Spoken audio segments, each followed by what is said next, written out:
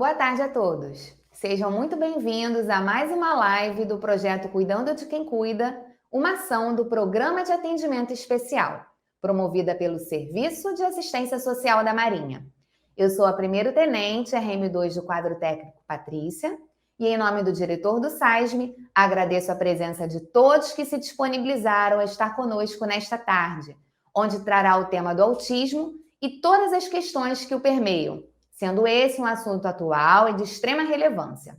E para palestrar sobre a temática, contaremos com a presença da doutora Gabriela Benevides Monteiro. Ela é advogada na área da família, membro da Comissão dos Direitos da Pessoa com Deficiência da OAB-RJ, fundadora e presidente da Associação das Pessoas no Transtorno de Espectro Autista e mãe de criança com autismo. Boa tarde, doutora Gabriela, seja muito bem-vinda. Gostaria de dizer que é um prazer ter a senhora conosco nesta live e fique à vontade. Boa tarde, eu que agradeço a oportunidade. Falar sobre autismo é sempre uma coisa muito importante. É um tema, né? Quando a gente fala de tema atual, na verdade é porque a gente vê os números crescentes de autismo e as pessoas não têm uma ideia real do que seja autismo. Quando a gente fala em autismo, a gente pensa no filme Rayman, né? Aquele autista que bate na cabeça, que grita, que vive num mundo apático, que não consegue se comunicar. E o autismo é muito mais do que isso, né? Quando a gente fala em transtorno do espectro, né, é porque o espectro ele é muito amplo. Então, tem várias nuances, né, sobre o autismo e que a gente precisa entender. É necessário que a sociedade como um todo aprenda a conviver com o autismo. Por que é necessário? Porque os números estão crescendo. Os números estão crescendo assim vertiginosamente. Por que os números crescem? Os números crescem porque hoje nós temos protocolos que permitem, de forma mais eficaz, um diagnóstico, porque o autismo não é uma coisa fácil, né? Medicina não é uma ciência exata, né? Então é complicado a gente fazer um diagnóstico de autismo, ele fica ali muito entrelaçado, a não ser quando é um caso mais severo. Será que é autismo? Será que é ansiedade? Será que é o TDAH, né? O famoso TDAH, né? Que é a hiperatividade com déficit de aprendizagem. Então, quando o médico ele não tem essa expertise, e essa expertise está sendo necessária agora para os médicos também estão tendo que se capacitar a esse respeito, né? Agora a gente consegue ter um número maior, mas não é só por causa do diagnóstico, não. Os números estão sendo crescentes. Então, se a gente olhar nessa tabela, a gente verifica que em 2004 a gente tinha um número bem pequeno de diagnósticos, né, de proporção. A gente, para cada 166 crianças que nasciam, uma era autista.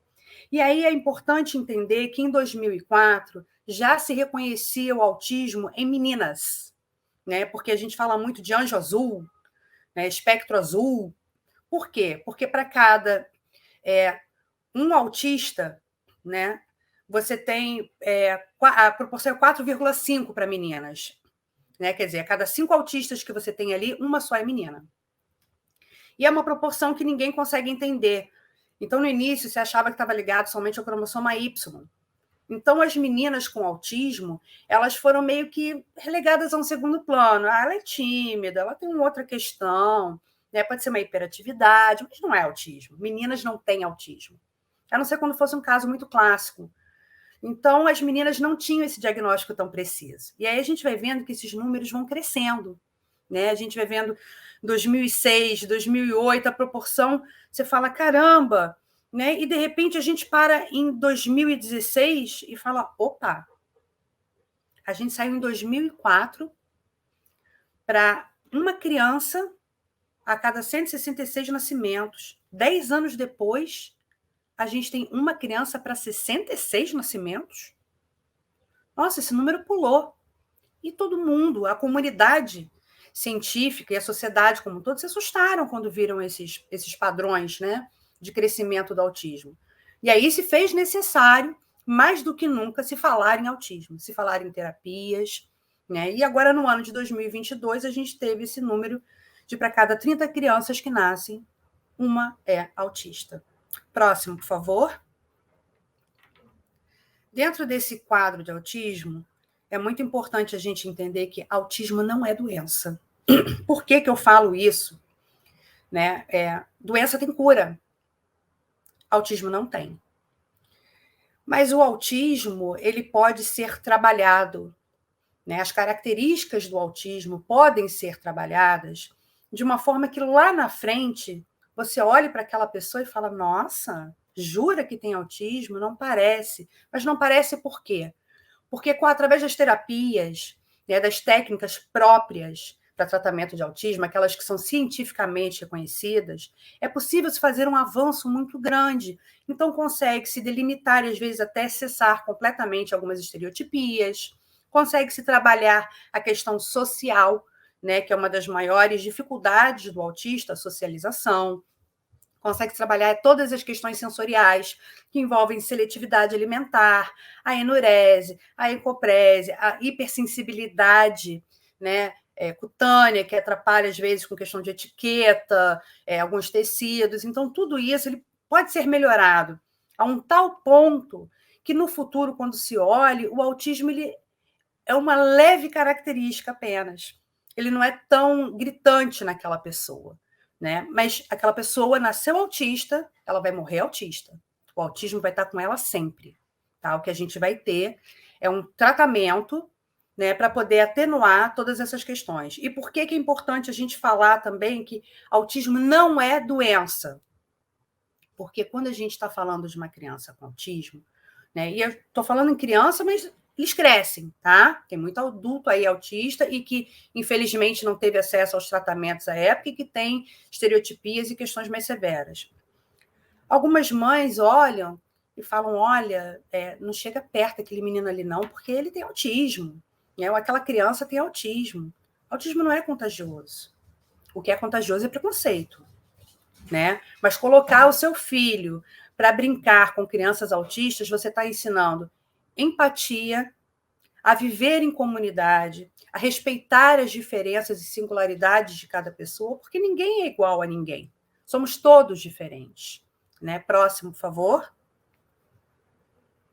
Então, é importante que isso fique muito claro, porque a gente tem, dentro desse contexto, como o autista é colocado dentro da sociedade. Né? A gente tem aqui bem definido no quadro a exclusão, a segregação, que são coisas muito fáceis da gente compreender, e aí são as nuances, né, da integração e da inclusão. A exclusão é fácil. A exclusão é aquela pessoa não vai fazer parte da nossa sociedade. Então a gente finge que ela não existe, né? Ignora, não existe aquele autista. Ele não pode ficar na mesma escola que as outras crianças, ele não pode estar no mesmo parquinho porque ele tem autismo. É a história da doença contagiosa, né? Parece que o autista é um alien, não pode chegar perto de ninguém. A gente tem a segregação. Ok, eu aceito você aqui nesse espaço, mas você fica ali no cantinho. Né? Não se mistura, não. Fica ali no seu cantinho. A gente sabe que você existe, mas fica ali na sua. E isso, quando a gente faz isso com o autista, a gente está fazendo isso também com a família. A família, quando tem um autista, a família toda fica autista. Porque é muito complicado, dependendo do grau do autismo, né? A gente vê assim, vamos todos ao shopping, vamos sentar, a gente senta, toma um café e as crianças ficam ali naquele espaço, né, que os shoppings normalmente têm de brincadeira brincando. Isso, para mim, do autista não é uma realidade. Nem sempre. Ela não pode deixar o filho dela lá sozinho. Não dá para, às vezes, levar o filho na casa de uma amiga. Passa aqui em casa, traz seu filho. Porque a criança pula, a criança grita, a criança não para. Então, as famílias vão se isolando e elas vão sendo segregadas. Né? Vamos chamar todo mundo, vamos reunir, festinha. Olha, mas é melhor não chamar aquele casal, porque eles têm um filho autista, vão trazer o filho, vai ser complicado. E nem sempre a gente tem rede de apoio. E aí, deixa com quem o autista? O que se faz com essa criança? Aí você começa a dizer para aquela família que o filho é um fardo. E, na verdade, não é. Vocês, sociedade, estão segregando aquela família. Não é aquela criança que é um fardo. A gente precisa aprender a lidar com isso. E aí, algumas pessoas, porque são muito boazinhas, fazem a integração. que é integração? A integração, a gente coloca aquele autista naquele ambiente, né? Mas a gente não faz nenhum esforço para se adaptar a ele. A gente quer que ele se adapte ao nosso ambiente a qualquer custo. Então, você põe o autista num espetáculo, por exemplo, musical, com som alto, diversas luzes passando, ele vai ter uma crise sensorial. Não tem como. A gente pode abaixar um pouquinho a luz, a gente pode diminuir um pouquinho o som, a gente, quando está na escola, pode fazer o material adaptado, né? Não é fazer ele mais fácil, é só adaptar. Isso é inclusão. Então, as pessoas confundem muito a integração com a inclusão. Próximo, por favor. E a gente vê aqui a definição, né, muito clara em relação a esses 4 itens, né, que são vivenciados por muitas famílias atípicas, né, autistas, desde o momento do diagnóstico. Porque não é fácil a gente receber um diagnóstico de autismo. É um tiro no meio do coração. A gente é pego desprevenido e parece que a gente vai sendo feito assim em vários pedacinhos. Mas aí a gente tem que reunir tudo de novo. Por quê? Porque a gente precisa estar inteiro, a gente precisa seguir em frente. Porque se a gente não lutar, né, para que aquele autista receba todos os tratamentos, para que tenha voz na sociedade, ninguém vai lutar por ele. Né? Então, esse é um papel que cabe às famílias. E as famílias, nessa luta, às vezes se sentem muito solitárias. Né? Primeiro, no momento do diagnóstico, porque a gente fala que tem a negação. Né? Tem certeza que é autismo? Não, não deve ser. Não pode ser. Esse médico não sabe nada. Né? E aí, quando você vê que não tem para onde fugir, vem o luto. Todos os sonhos, tudo aquilo que a gente imagina, meu filho vai ser jogador de futebol, meu filho vai ser militar, meu filho vai ser cientista, vai ser engenheiro, vai ser bailarina. O que ele vai ser? Ele tem autismo. Mas autismo não é uma sentença. Autismo é uma condição.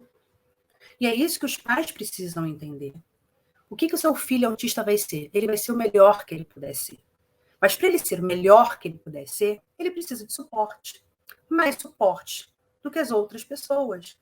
Mas isso não quer dizer que ele não vai chegar lá. Ele vai chegar sim. Ele vai conseguir chegar lá.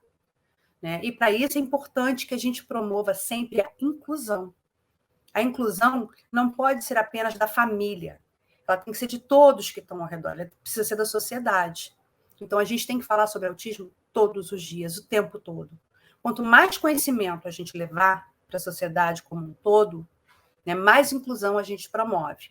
Vamos imaginar que o Steve Jobs simplesmente tivesse sido deixado de lado pelas questões dele.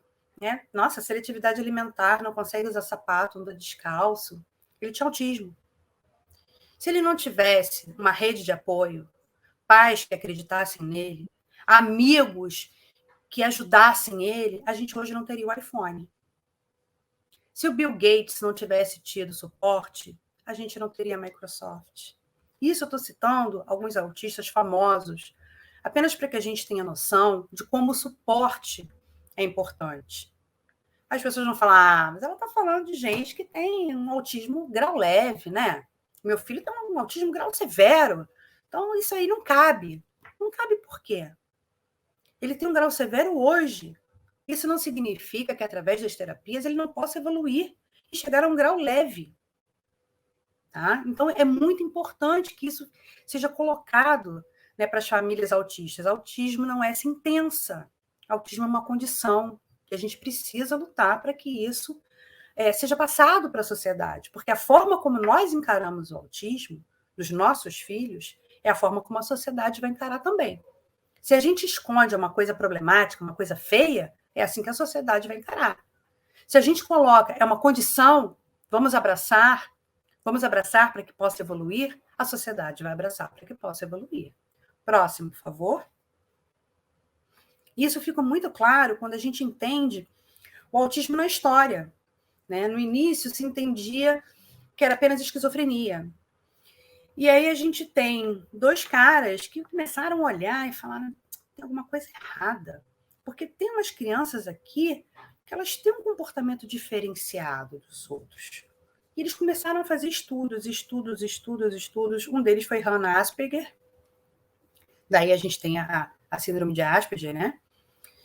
E começou a se chegar a uma conclusão que dentro da esquizofrenia tinha alguma coisa diferenciada em algumas pessoas, né? Que elas tinham alguns comportamentos muito típicos.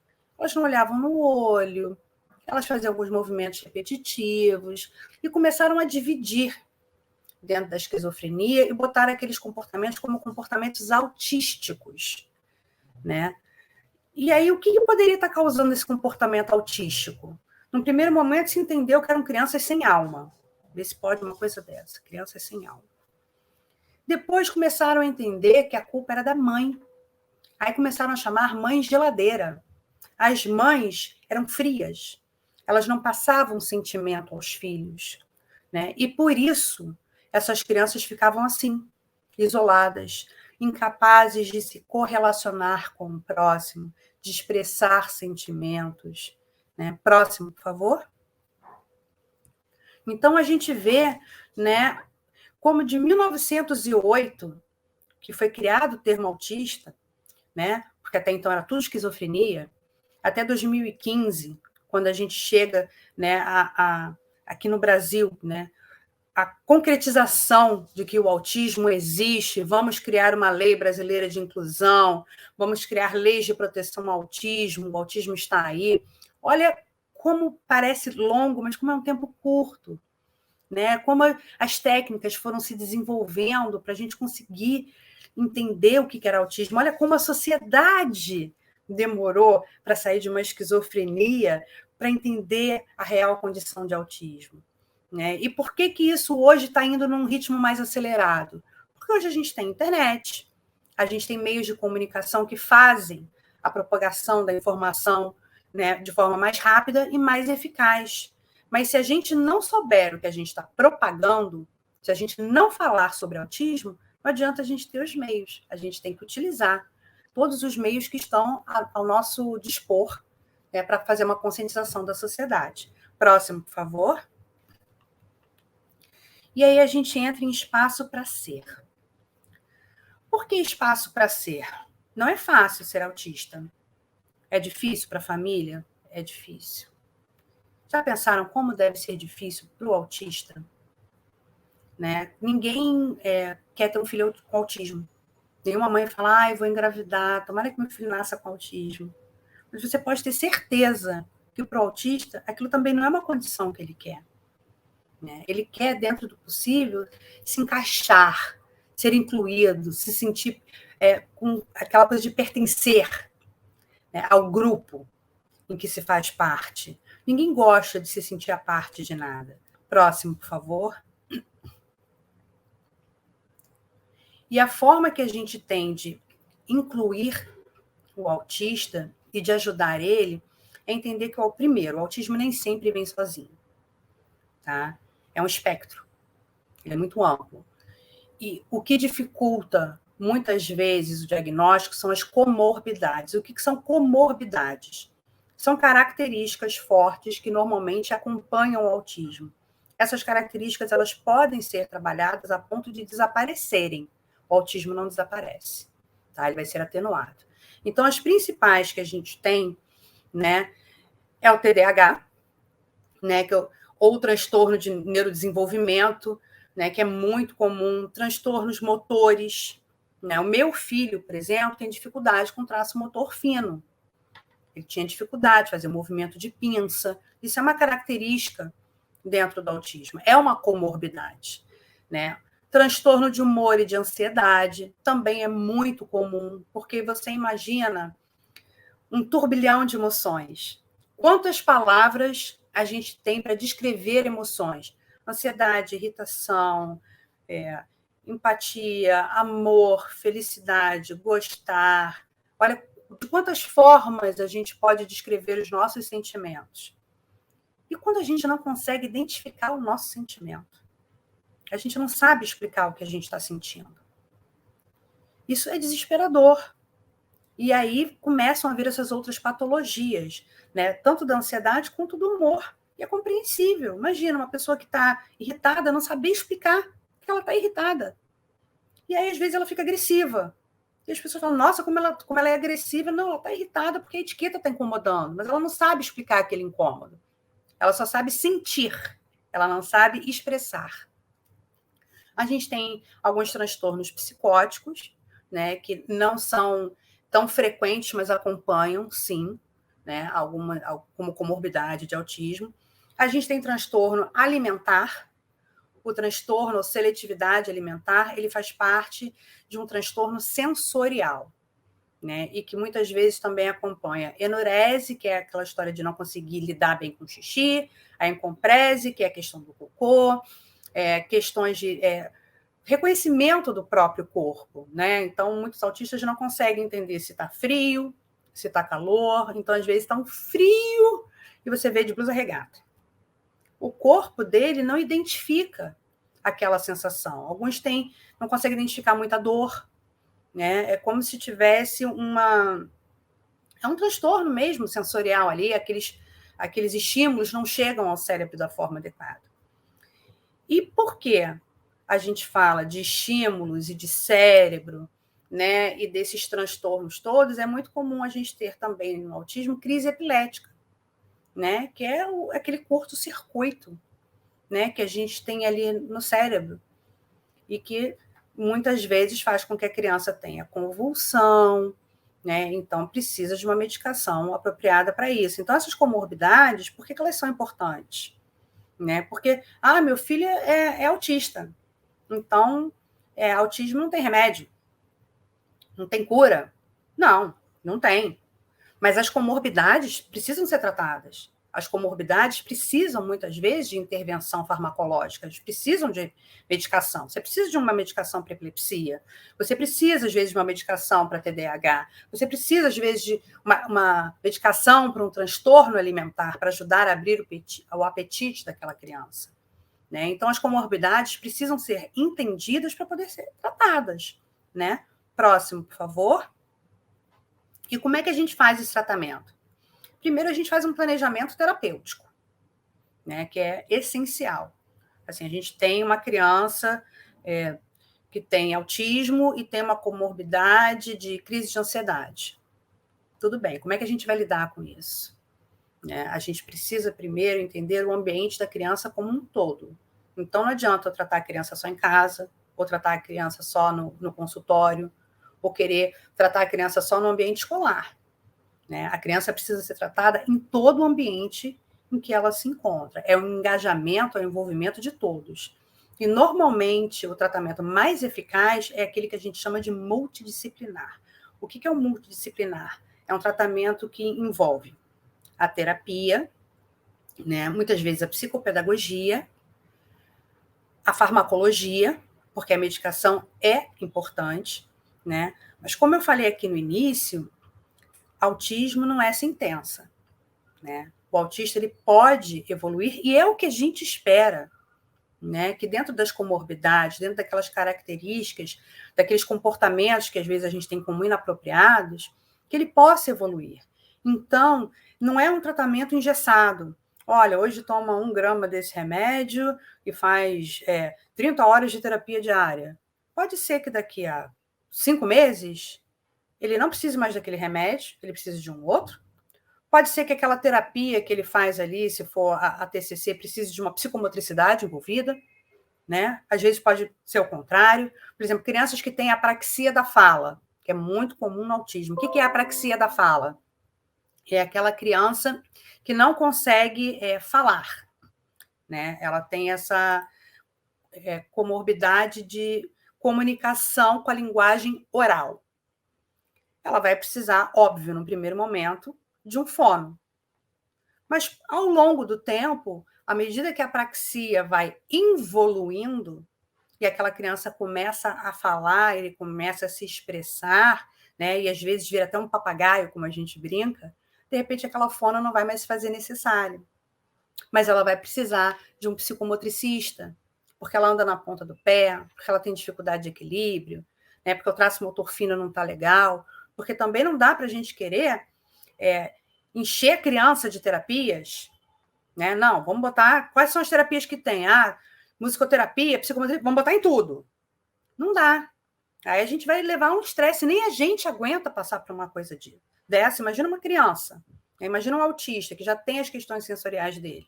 Então, a gente foca, né, em alguns pontos que a gente entende como principais para começar a trabalhar aqueles pontos, né, e depois ir trabalhando. À medida que aquele ponto evoluiu, vamos para o próximo. A gente tem que escolher as batalhas que a gente vai lutar.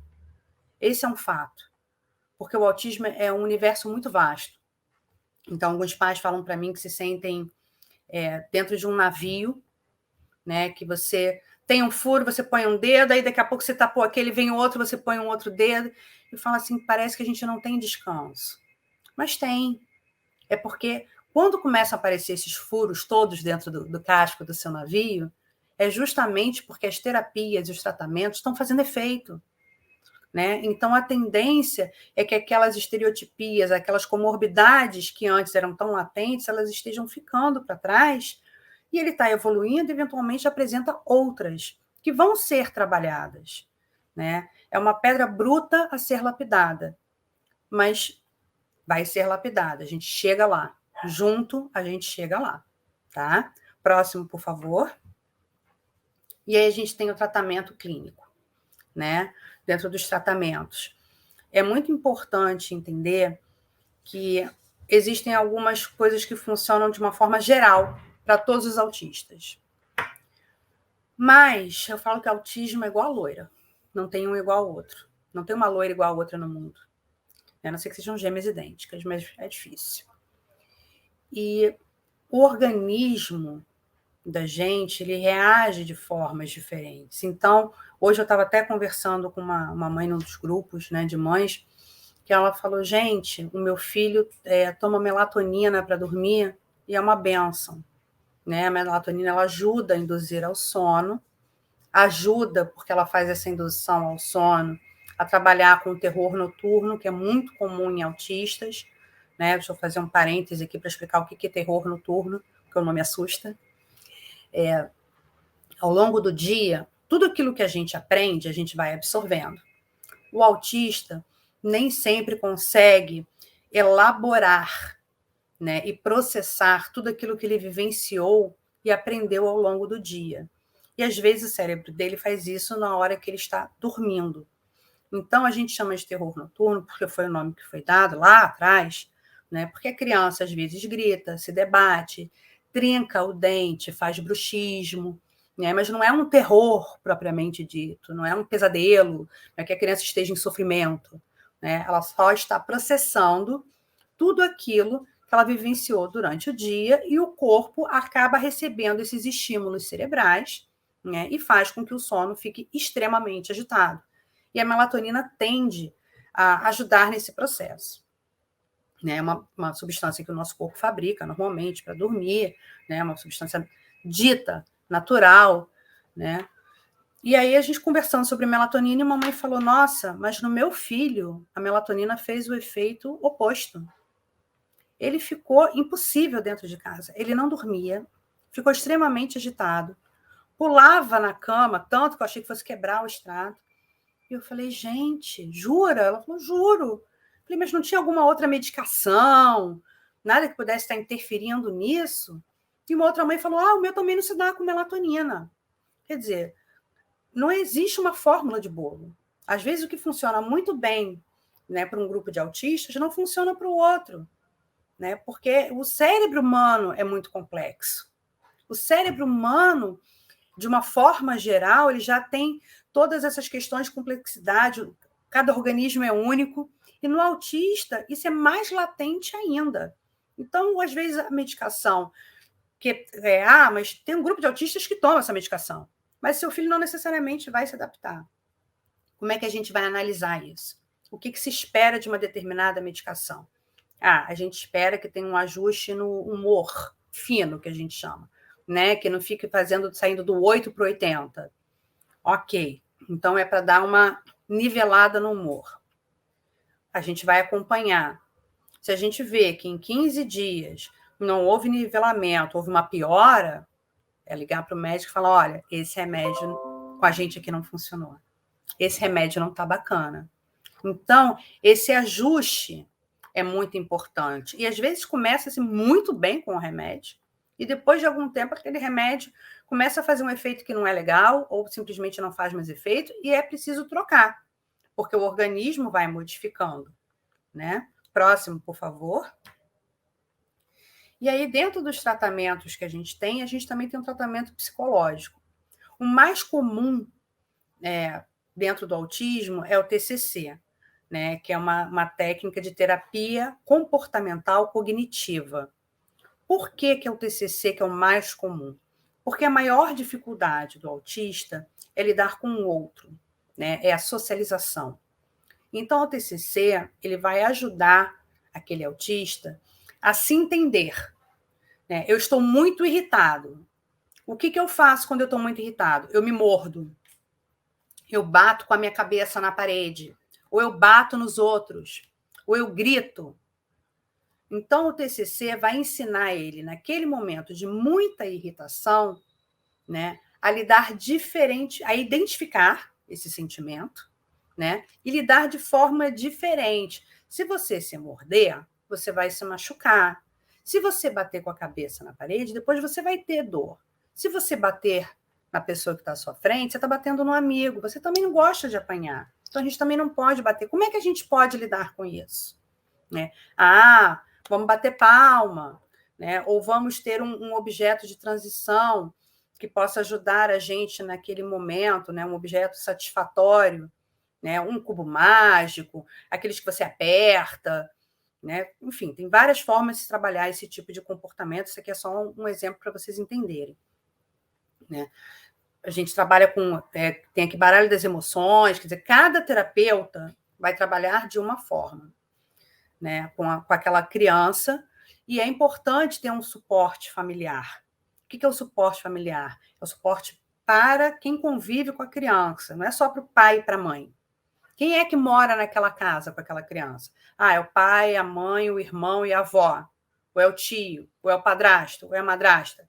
Todo mundo que convive com aquela criança tem que passar por esse suporte. Por quê? Porque não adianta nada. Durante uma hora e meia, né, a terapeuta fazer todo um trabalho maravilhoso com aquele autista.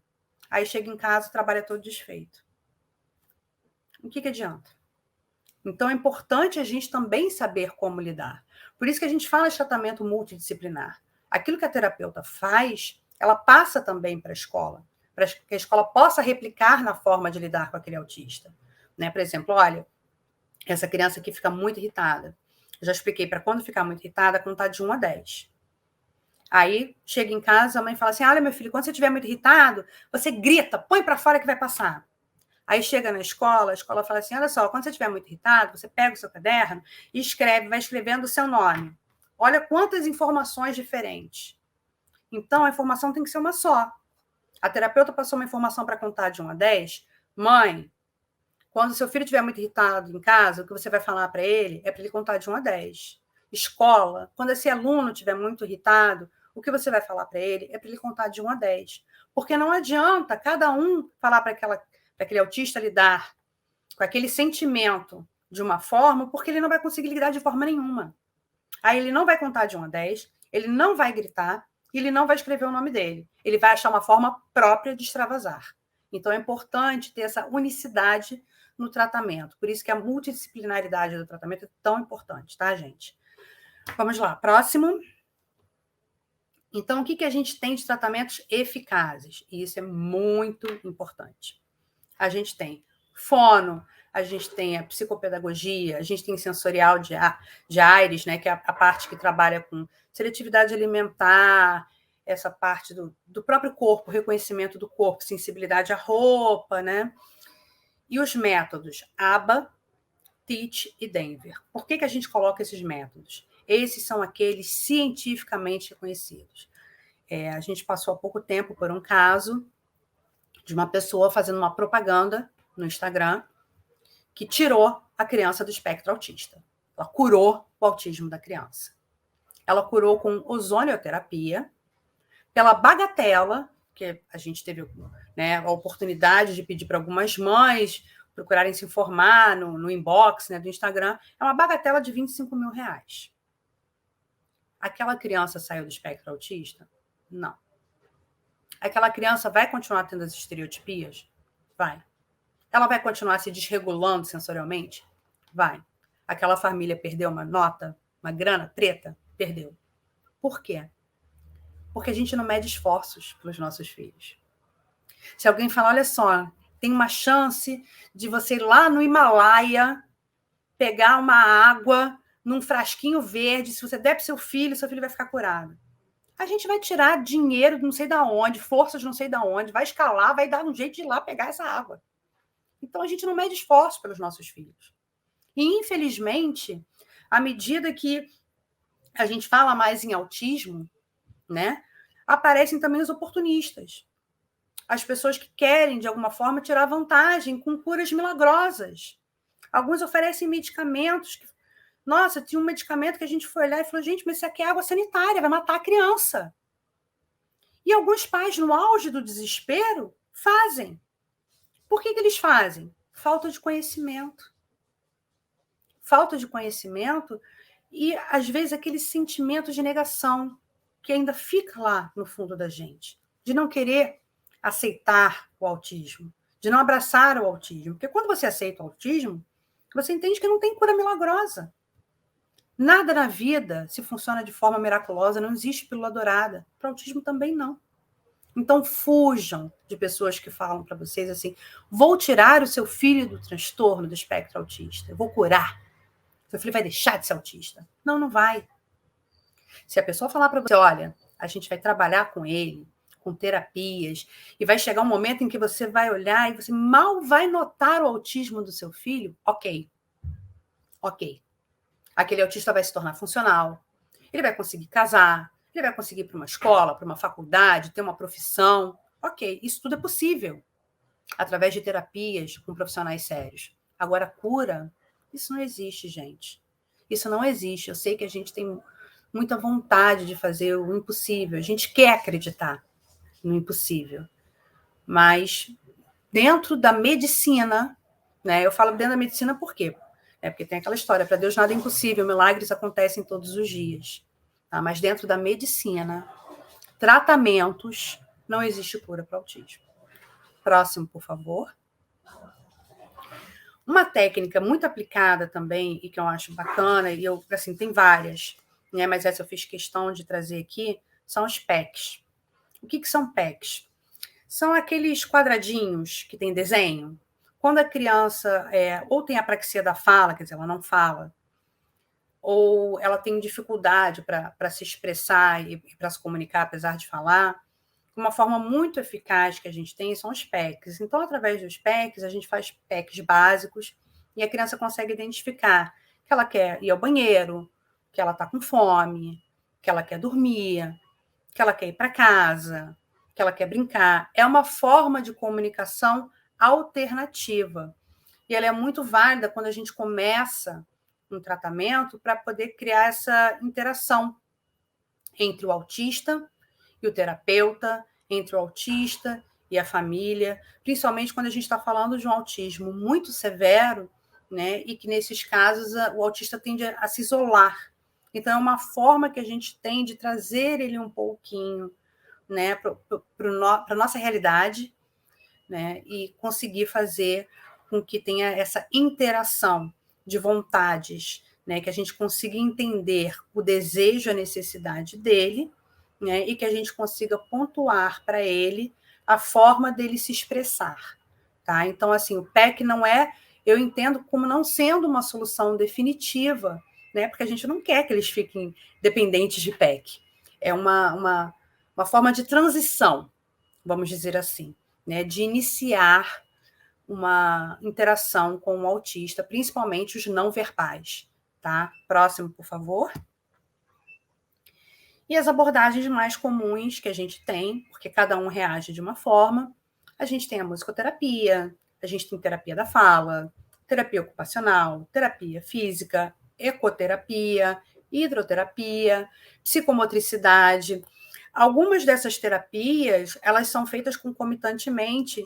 De qualquer forma, se você quiser fazer todas, você pode fazer todas, não existe conflito entre elas, né? Mas vai sobrecarregar. Então, a gente fala para trocar um pouquinho. Olha, nesse primeiro momento, a água faz muito bem para os autistas, né? Eles conseguem sair do centro gravitacional deles, por isso que a água calma tanto. Piscina, banho, né? Eles amam ficar na água, amam, todos eles. É muito difícil você ver eu vou dizer que é praticamente raro você ver um autista que não tem essa proximidade com a água. Mesmo quando eles têm medo do mar ou da piscina, eles gostam da sensação da água, né? Então, a hidroterapia tende a ser maravilhoso para eles, né? Pode passar o próximo, por favor, não tem problema. E aí a gente entende que dentro do autismo a gente tem a birra e tem a crise. Aí o pessoal fala, nossa, que criança mais educada, olha lá, é uma birra. A birra, para virar uma crise, é uma linha muito tênue, muito, muito, muito tênue. E dentro do autismo, a gente classifica, né, as crises em dois momentos. Uma é o shutdown, né, são todos termos em inglês, né, e o outro é o meltdown. O shutdown é como se ele tivesse desligado. Então, ele não quer, ele fica com o olhar parado, ele não quer interagir, ele não quer falar, ele não consegue expressar o que ele está sentindo, ele fica apático, né? E no meltdown é um descontrole. Ele grita, ele chora, ele às vezes fica agressivo, ele coloca uma explosão, um vulcão de emoções para fora. O que normalmente causam essas crises? Uma sobrecarga sensorial, né? Muito estímulo, ou de conhecimento, ou de barulho. Por exemplo, uma pracinha, depois de algum tempo, no início pode ser maravilhoso, depois de algum tempo pode causar uma crise, né? Um cinema, a escola, depois de muito tempo, aquele esforço de ficar ali naquele ambiente pode causar uma crise. Às vezes, a negativa, eles têm muita dificuldade de lidar com o não, de saber esperar. Né? Olha, espera o seu lugar na fila, agora é o amigo, eles querem passar na frente. Não são mal educados, né? Ao contrário do que as pessoas pensam. É realmente uma dificuldade de entender que eles têm que esperar, porque eles não conseguem interagir com o outro. Então, eles não conseguem entender que o outro também tem o lugar dele ali. E o lugar dele está atrás. Assim que o outro for, vai ser a vez dele. Como ele não consegue entender o outro, se colocar no lugar do outro, né? Ele não consegue esperar. Agora, dizer que autista não tem empatia, isso é um absurdo. Autista tem muita empatia. Eles não sabem, às vezes, expressar. Né? A gente vê que eles têm empatia quando eles veem alguém chorando e vão abraçar. Eles não são indiferentes. Eles, às vezes, não sabem como expressar. Né? Quando eles têm um cãozinho, um animal de suporte, né, que ajuda eles a sair daquilo. Quando eles conseguem se entregar, né, para a mãe ou para o pai e dar o abraço, e dar o beijo, e se sentem seguros ali naquele lugar, né? Eles têm empatia. Só que, assim como eles não sabem identificar a raiva, a irritação, para eles é tudo muito misturado, e como demonstrar, às vezes demonstrar o amor, demonstrar a solidariedade também é complicado, quer dizer que não existe. Existe, está ali. A gente só tem que ajudar eles a demonstrarem tudo isso, né? Próximo, por favor. E aí a gente vem numa questão que eu acho que é muito importante a gente entender quando a gente fala de autismo. Gente, eu estou tentando falar de uma forma um pouco superficial sobre tudo para não deixar nada de fora. É um universo muito vasto, é um tema muito, muito, muito rico, tá? Então, na frente, se a gente achar que tem necessidade de explorar melhor algum tema, algo que vocês tenham mais curiosidade, a gente senta novamente e conversa, combinado? Então, a gente tem a Lei 12.764, que é uma lei que foi sancionada e que ela reconhece o transtorno do espectro autista como deficiência. Isso é de extrema importância, né? Porque as pessoas antes achavam que o autista era maluco, o esquizofrênico, né? Então eles não entendiam que o autismo ele tem uma deficiência, ele precisa de um acolhimento diferenciado, né? E essa lei vem justamente para dizer que autistas são equiparados a deficientes, né? E a gente vai entender a importância dessa lei para os autistas, porque diferente do Down ou de uma pessoa que é cadeirante, o autismo não tem cara. Ele é uma deficiência diferente. Como é que você identifica um autismo? Se você tirar foto de todo mundo aqui e botar um autista ali no meio na foto, você não vai dizer que aquela pessoa é autista pela foto. O autismo não tem um rosto. Então, como ele não tem um rosto, as pessoas tinham a tendência a não respeitar a necessidade do autista e a condição de autismo em função disso, porque eles só entendiam como deficiência aquilo que eles viam. A pessoa que anda com a cadeira de roda, a pessoa que é deficiente visual, que tem a deficiência auditiva, que não tem um membro. Isso aí, eles reconheciam como deficiência. Aquilo que eles não viam, eles não reconheciam. Próximo, por favor. E aí a gente entra num ponto que é muito importante assim, para a sociedade e para as famílias autistas, e que a lei veio ajudar em muito. Aqui mora um autista. Quem mora em apartamento, como eu moro em apartamento, e tenho um filho que pula, que grita, provavelmente já sofreu com vizinhos, né? Vou chamar a polícia, vou chamar o conselho tutelar. Não é uma situação fácil ser vizinho de um autista, não é. Mas é mais difícil ainda para a família autista. Então, a primeira coisa que a gente tem que entender é que existem direitos, né, que vieram junto com esse reconhecimento da lei, com essa equiparação, que protegem uma questão constitucional de todo indivíduo, direito à moradia e dignidade. Próximo, por favor. Então, o que os vizinhos precisam saber? Primeira coisa é deixar claro que tem um autista ali. Não é para esconder que seu filho tem autismo de ninguém. Ah, mas vão olhar torto, vão olhar assim. Não importa como eles vão olhar. Seu filho faz parte da sua família. Então, quando é num prédio, né, o que eu sugiro é sempre falar com o síndico, pedir autorização e botar um aviso no elevador. No apartamento X mora um autista. Às vezes vocês vão escutar pulos, gritos. Eu sei que é incômodo, mas espero que vocês compreendam. É isso. É isso. Ali mora um autista. Ele tem direito de morar ali, né?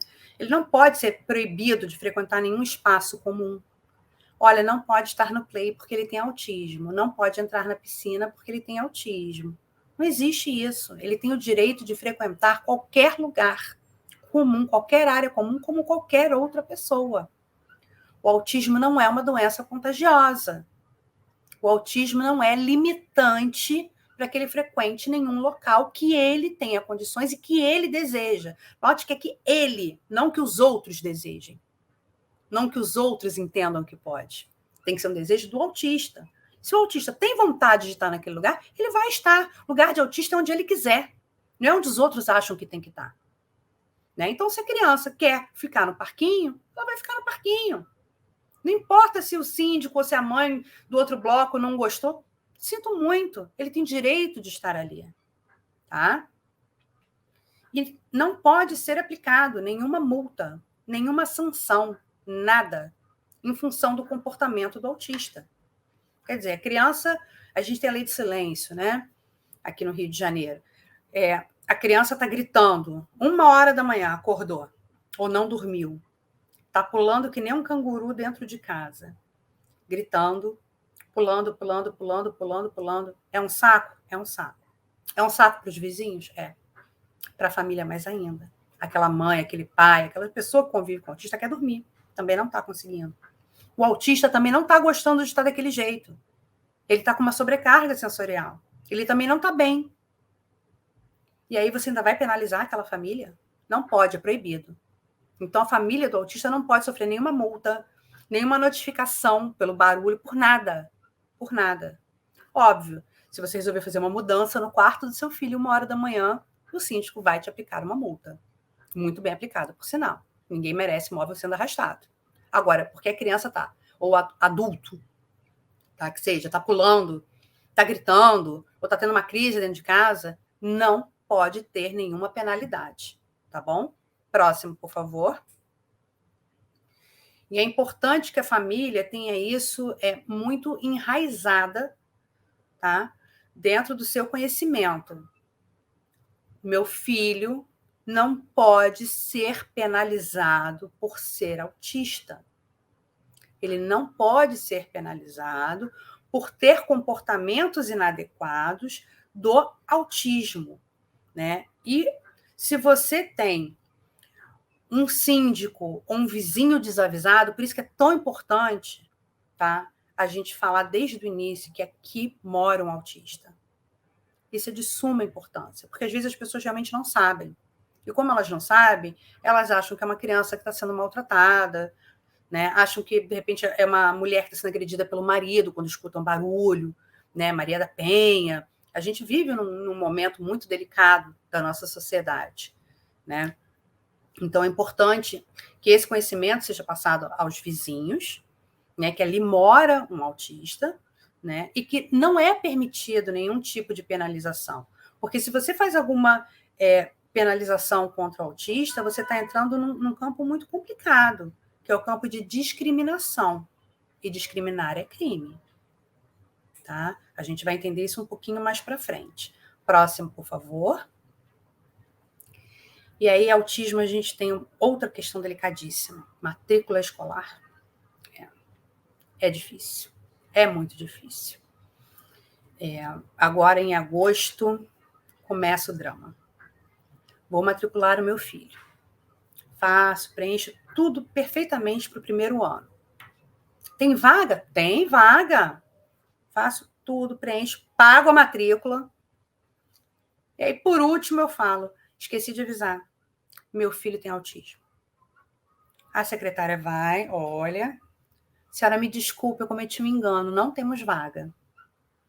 Ou então, olha, já tem 2 crianças com deficiência na sala e nós não podemos colocar uma terceira.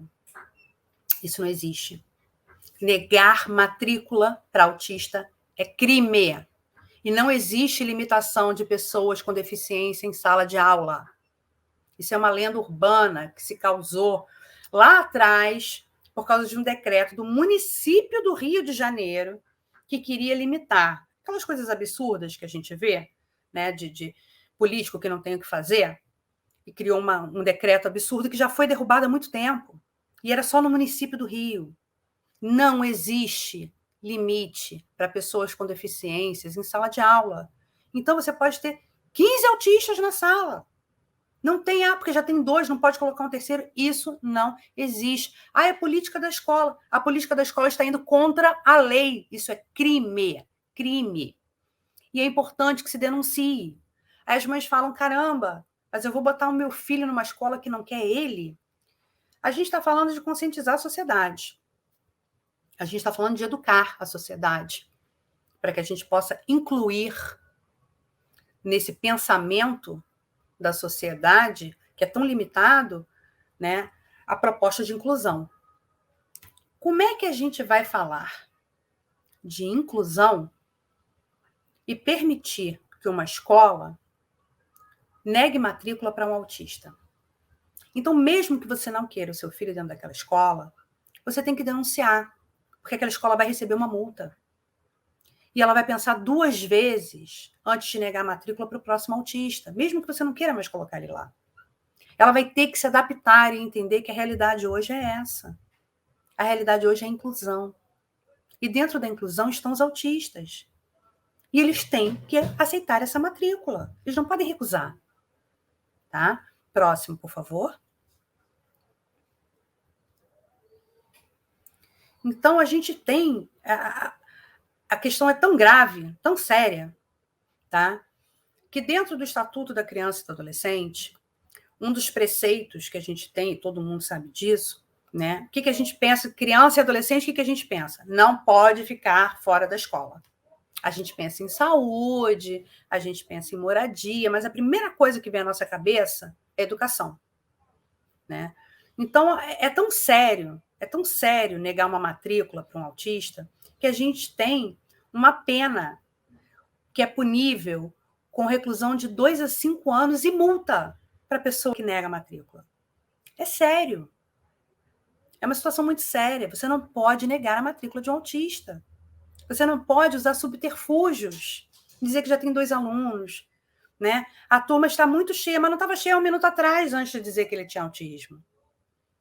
Mas a gente não tem mediador, que é uma situação que a gente vai ver agora na frente. Não importa, a escola tem que aceitar a matrícula. Tem que aceitar a matrícula. Não se calem, tá? É muito importante que a gente denuncie. Eu não quero me expor e não quero expor o meu filho. Procon, as seccionais da OAB, que lidam com deficiências, tá? Tudo isso são mecanismos que a gente tem de coibir as instituições particulares, porque na pública a gente não vivencia tanto isso, tá? A aceitar a matrícula. Coibir eles de fazerem essa exclusão dos autistas. Próxima, por favor. E a gente entra em educação especial, que é um tema que foi tão discutido, né? Criar uma escola para autistas e botar eles separados. Isso é inclusão, né? Porque a lei fala em educação especial. Então, educação especial, a gente tem que botar aquela criança separada. Não é nada disso. Por favor, gente. A educação especial, ela diz que aquela criança com autismo, ela precisa ter um suporte diferenciado. Então, ela vai ter que ter um PEI, que é o Plano de Estudo Individualizado. Ela vai ter que ter um material adaptado. Isso é uma educação especial. É você criar mecanismos de inclusão para aquela criança conseguir aprender aquele mesmo conteúdo que os outros estão aprendendo na turma, mas de uma forma exclusiva para ela. Então, o PEI, que é o Plano de Estudo Individualizado, ele não é igual para todos os autistas. Se você tiver 2 autistas na sala de aula, cada um vai ter o seu PEI. Porque um, de repente, é mais visual, consegue entender com um tipo de material adaptado, o outro vai entender com outro tipo de material adaptado, né? O PEI, ele é individualizado. Isso é uma educação especial. Educação especial não é uma escola separada, onde você pega aquela criança autista e coloca, porque isso é segregação. Isso não é inclusão. Próximo, por favor. E aí tem a questão do mediador. Todo autista precisa de mediador? Não. Quem define isso? É a escola? Não. É o médico ou psicólogo, a pessoa que faz parte do tratamento multidisciplinar daquele autista. Porque entendam que o mediador, a função dele, não é explicar conteúdo nem explicar matéria. Essa função é do professor. Existe um professor em sala de aula. O mediador, ele vai, como o próprio nome fala, mediar. Ele vai fazer essa ponte entre o autista e o colégio. E o colégio entende-se como professor, amigos. A gente não está falando de dificuldade de socialização? Os maiores problemas que a gente tem com os autistas não são dentro da sala de aula. Eles são no recreio, na entrada, na saída. Porque é justamente quando tem essa interação. E a presença do mediador nessas horas é essencial. Na sala de aula, quando é que é essencial o mediador, né? Que a gente nota muito presença. Quando a criança já entra num estado de exaustão sensorial e você vê que ela vai se desorganizar, aquilo já está demais para ela. É muito tempo sentada, é muito tempo se esforçando para prestar atenção naquilo, é muito tempo se controlando dentro daquele ambiente. E aí o mediador pega a criança, leva às vezes 10 minutos lá fora, dá uma volta, vai beber uma água, vai fazer um xixi, deixa a criança fazer os steams. Steams são esses movimentos involuntários, né? A gente tem desde flapping, que é esse movimentar aqui de mão, até o pular. Tem criança que grita. Cada criança tem os seus times. Tem umas que batem na cabeça, né? Cada uma tem a sua estereotipia. Então, o mediador vai ajudar nesse momento. E, às vezes, sim, ajuda com o conteúdo, né? Ajuda na hora de sentar, vamos lá, vamos fazer aqui junto essa tarefa, eu estou aqui com você. Mas a função do mediador não é lecionar, é para isso que a gente tem o professor. O professor está em sala de aula para isso. O mediador está ali para mediar. Então, o mediador não pode ser a tia da faxina. Pega a tia da faxina, que ela já deu um jeito na escola, põe ela lá com o aluno dentro de sala de aula. Não funciona. O mediador tem que ser uma pessoa com um mínimo de capacitação para estar ali com aquela criança autista, com aquele adulto autista, porque olha só, a mediação, ela não é só para ensino básico, não. Na faculdade também tem mediador. A lei fala em mediação para ensino, para estudo. A lei não fala em mediação para escola, para Fundamental 1, para Fundamental 2. Então, o autista na faculdade, ele também tem direito a mediador. E o mediador, ele, em tese, por que eu vou falar em tese? Né? Porque existem excepcionalidades. Ele tem que ser fornecido pela escola. O ônus, o custo dessa mediação é da escola. Por que tem esse parêntese, né? Esse em tese? Porque existem alguns casos em que o autismo é muito severo e a criança já tem um acompanhante terapêutico que fica com a criança durante todo o dia, em todos os ambientes. Aquele acompanhante terapêutico vai levar a criança para natação, para psicomotricidade, para terapia. Então, é uma pessoa que a criança já tem esse vínculo, né, de confiança e fica mais fácil a adaptação escolar quando esse atendente terapêutico atua como mediador na escola. Né? Então, é uma excepcionalidade. Tá? E mesmo assim, é critério dos pais, porque o custo tem que ser pago e fornecido mediador pela escola. Agora, se o pai ou a mãe, se o responsável pelo autista, fala assim, não, mas existe uma questão aqui e o meu filho precisa que seja o AT que acompanhe ele na escola. E tem um laudo endossando isso, a escola também não pode se negar. Tá? A escola tem que aceitar aquele AT, atendente terapêutico, como mediador. Próximo, por favor. E aí, quando a gente fala de escola, a gente tem uma questão, uma palavra nova. Na minha época, a gente não tinha essa palavra. Na minha época, era implicância. Agora, a gente tem o bullying. E o bullying, ele parece que é atraído como um imã para todos os autistas. Por quê? Porque o autista, ele é diferente. E tudo aquilo que é diferente chama atenção. E quando as pessoas não conhecem, incomoda. Né? E como incomoda, as pessoas atacam, rechaçam. Próximo, por favor. Então, o que é muito importante em relação à escola? A escola não pode se recusar a colocar o mediador. Né? Por quê? O mediador, ele também é um mecanismo para evitar esse bullying. Porque como ele está acompanhando a criança o tempo todo, da entrada até a saída, né? Não é só na sala de aula, o mediador tem que estar com a criança o tempo todo, ele serve como um filtro para essas situações de bullying, porque ele consegue intervir. Né?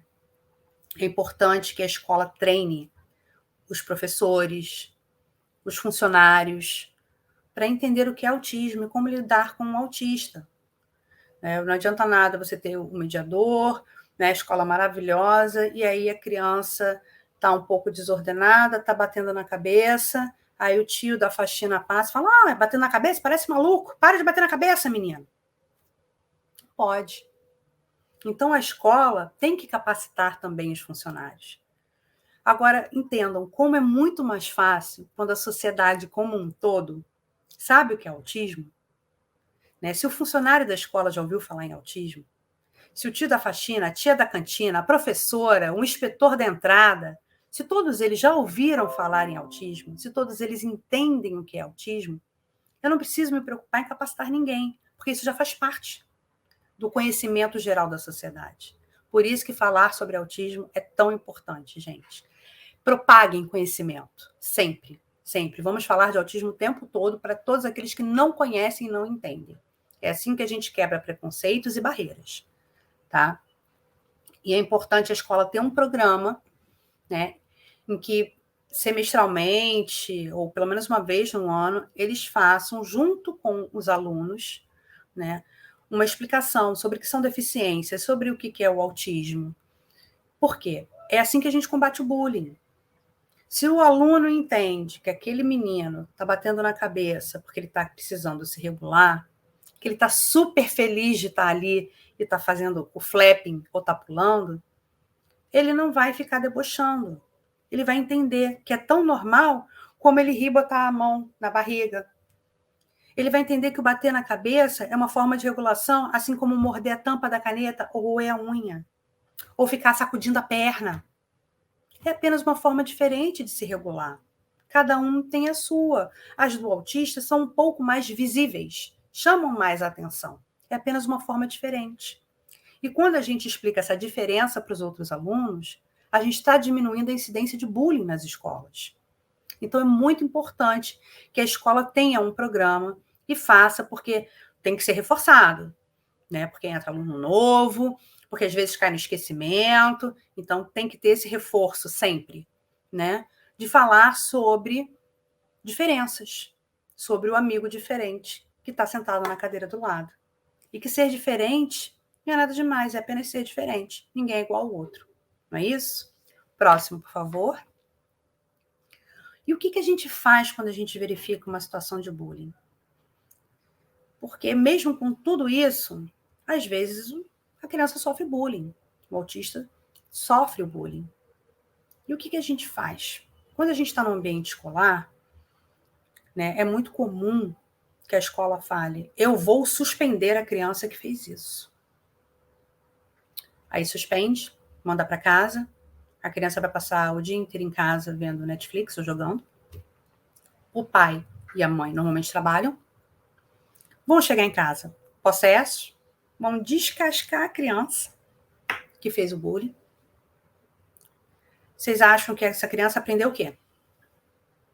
Ela aprendeu por que ela não pode fazer o bullying? Eu acho que não. Ela entendeu só que ela foi castigada. Talvez ela fique até com mais raiva ainda do autista.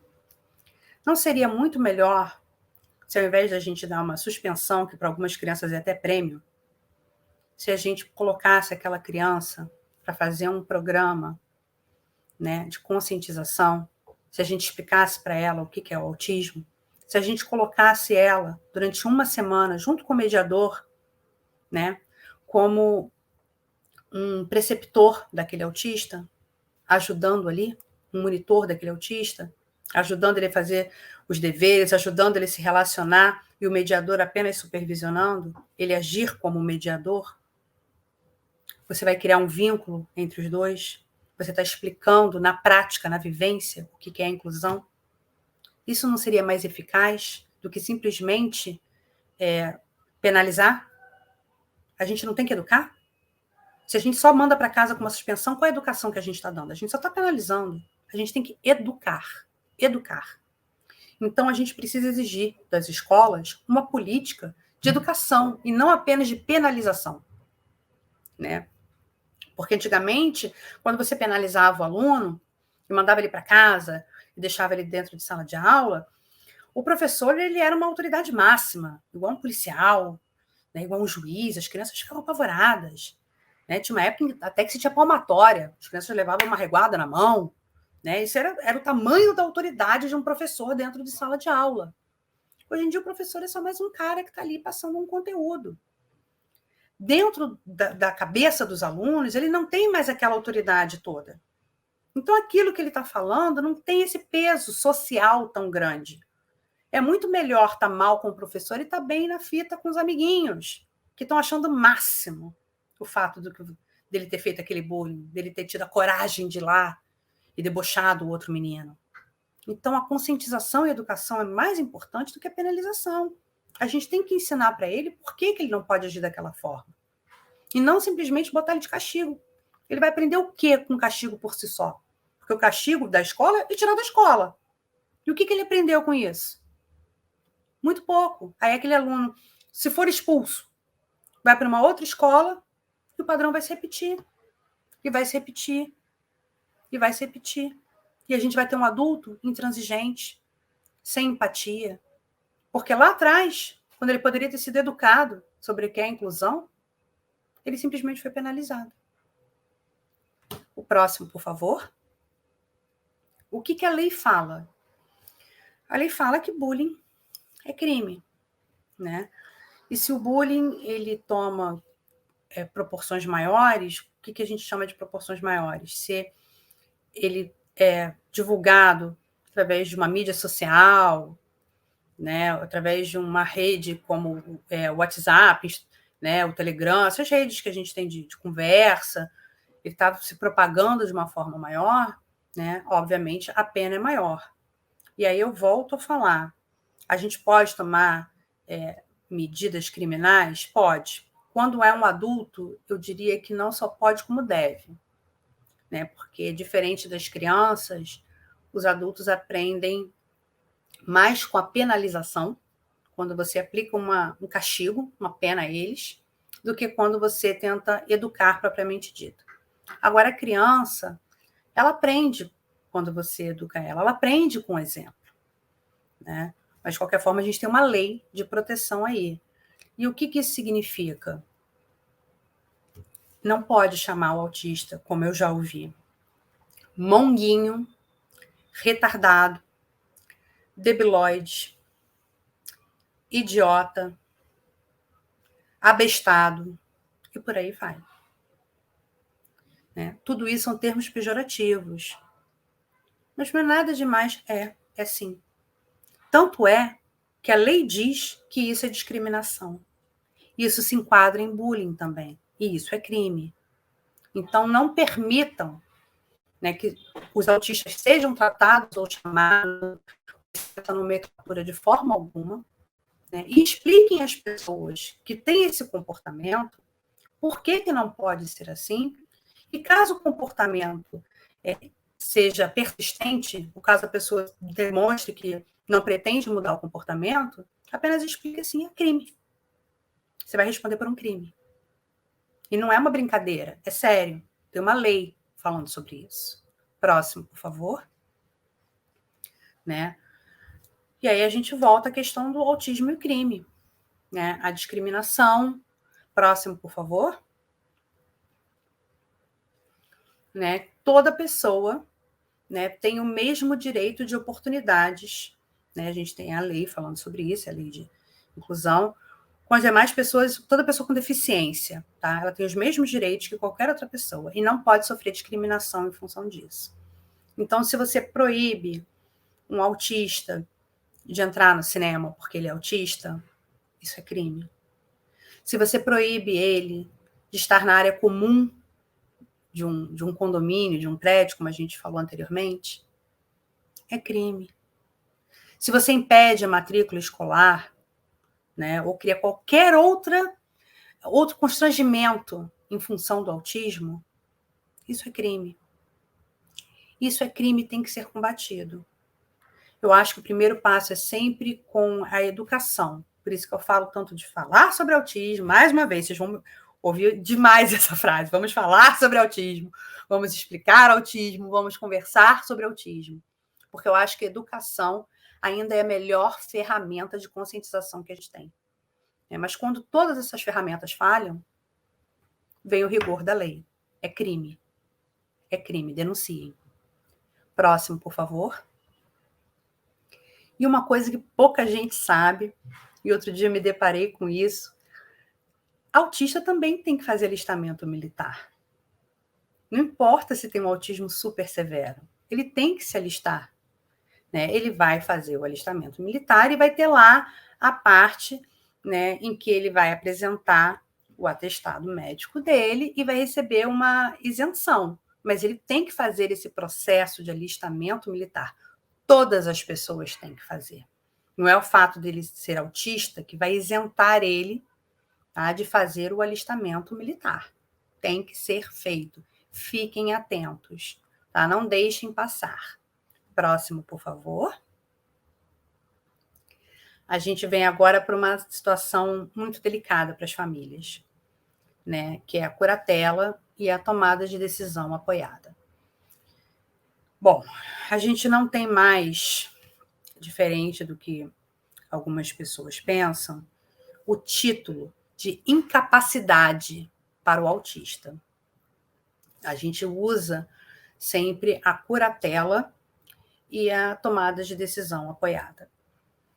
Quando o autista chega na fase adulta, nem todos têm capacidade de gerenciar, de gerir a sua própria vida. Isso em termos financeiros e em termos funcionais.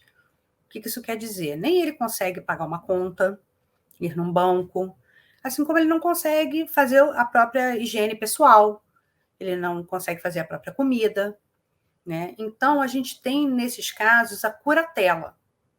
A curatela é justamente você designando uma pessoa, né, ou duas pessoas, né, se for o caso, como curadores para poderem representar aquele autista que já entrou na fase adulta, tá? Para todos esses atos da vida civil.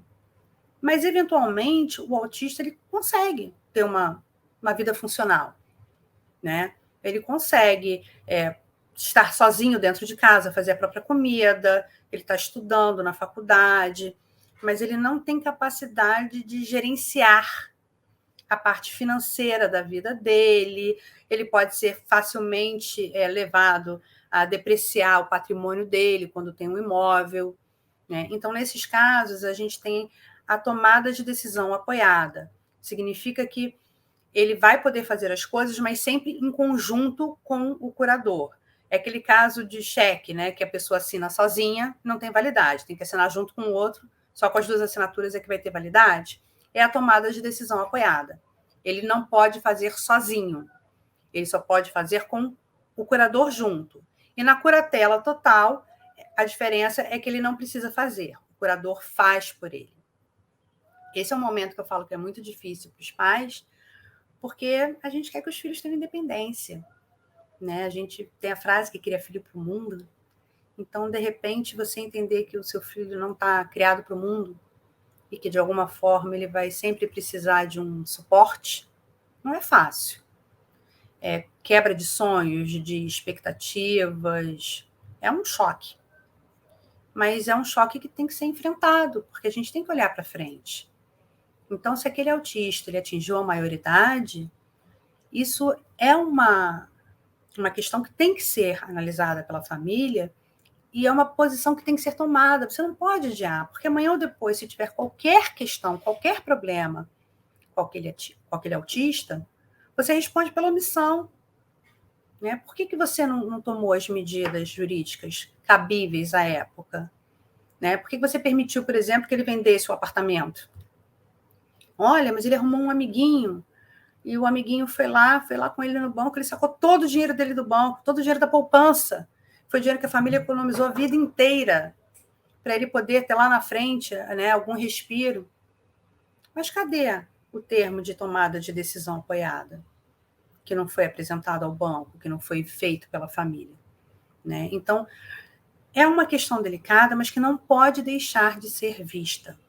Tá? A gente precisa pensar que o autista cresce, né? Então a gente tem que pensar como vai lidar para o futuro, porque a gente não vai estar aqui eternamente. Pai e mãe não são para sempre, infelizmente. Adoraria ser. Tenho essas mesmas preocupações em relação ao meu filho. Tá? E no momento certo, né, quando ele chegar à maioridade, eu vou ter que tomar essa decisão também. Né? Não gostaria, não gostaria. Mas eu acredito que eu vou ter que tomar essa decisão. Não sei se meu filho vai ter autonomia suficiente, né, para não precisar de uma tomada de decisão apoiada ou de uma curatela. A gente trabalha muito para isso, a gente investe em terapias para isso. Mas não sei. E se esse momento chegar, a gente tem que lidar com ele.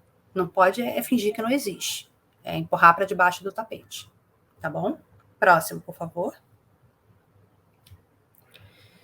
E aí a gente vem para o universo autista. Né? É um universo tão vasto. Tem tantas coisas que a gente pode falar sobre autismo e tentar entender sobre o autismo, e mesmo assim a gente às vezes acha que não sabe nada, né? O autista é o fora da caixinha. Só que ter uma pessoa fora da caixinha na família não é fácil. Não é nada fácil. Não é fácil para a gente, não é fácil para quem vive fora da caixinha e não é fácil para quem convive com a gente. Normalmente não se tem rede de apoio, as famílias param de sair, não vão ao cinema porque não tem com quem deixar o autista, fazer mercado é uma luta. Tudo é mais difícil nesse primeiro momento. É mais difícil, sim. Não é fácil, não. Familiar de autista não vive num mar de rosa, não. Não é uma situação que a gente fala, eu tiro o autismo de boa, olha como ela é ótima, como ela é feliz, ela tem um filho autista e nem parece, está sempre feliz, sempre sorrindo, está ali. Não é fácil, não é exaustivo. Tem dia que a gente senta e chora. Nesse dia que a gente senta e chora, a gente entende que a gente precisa de suporte. Então, o acolhimento aos familiares é muito importante. Não tenham medo de pedir ajuda. Não tenham medo de falar, tá demais, não estou aguentando. Preciso que alguém me dê um suporte aqui para eu poder respirar um pouco. A pandemia não foi fácil para as famílias atípicas. A maioria dos autistas não se adaptaram com terapias online. As famílias ficaram enclausuradas com os autistas dentro de casa, com milhões de estereotipias piorando. Foi um momento muito difícil. Para a sociedade em geral, a pandemia foi difícil e voltar à rotina está sendo muito difícil. Então, para famílias atípicas, isso está sendo mais difícil ainda e não tem vergonha nenhuma em falar. Está demais, preciso de ajuda, eu preciso de suporte, eu preciso de acolhimento. Então, as redes de acolhimento são essenciais. Procurem redes de acolhimento.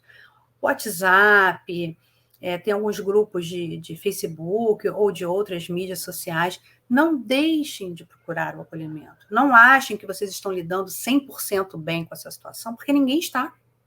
Ninguém está. Tirem a capa de super-herói. Entendam que para vocês poderem acolher e levar o autista a ser tudo aquilo que ele pode ser, a alcançar o máximo do potencial dele, vocês precisam estar bem. E a forma de estar bem é reconhecer que precisa de suporte. Não existe um familiar de autista que não precise de suporte. Se alguém falar isso para vocês, vocês vão ter pela frente alguém que está em negação. E negação não resolve o problema. A negação te impede de falar sobre autismo abertamente com os amigos, com os colegas de trabalho, com a sociedade, com a família.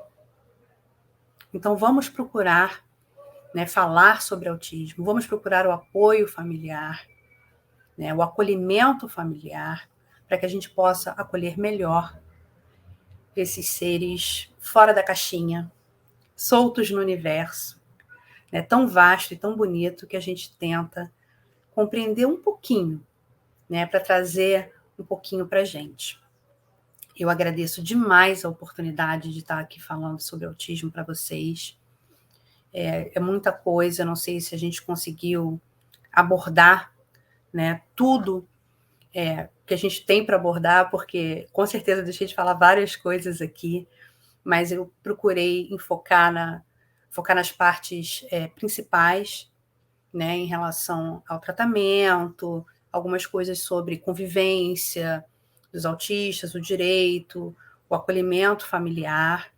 Eu espero que vocês tenham gostado, e fico à disposição para que vocês coloquem suas dúvidas, em tudo que precisarem, e a gente possa, no futuro, se precisar, ter um próximo bate-papo. Muito obrigada, doutora Gabriela. Sim, foi esclarecedor, foi muito relevante, a senhora pode ter certeza disso. Agradeço muito a senhora ter aceitado o convite de fazer parte dessa ação do Programa de Atendimento Especial e por ter compartilhado conosco do seu conhecimento técnico e também conhecimento prático, sendo a senhora mãe de uma criança com autismo. A tarde ela foi agradável, de aprendizado e muito proveitosa. Bom, a nossa live está chegando ao fim. Meus últimos agradecimentos ao Abrigo do Marinheiro, que nos cederam mais uma vez esse espaço, e a todos que nos acompanharam até agora. Tenha uma boa tarde e até a próxima. Boa tarde. Boa tarde.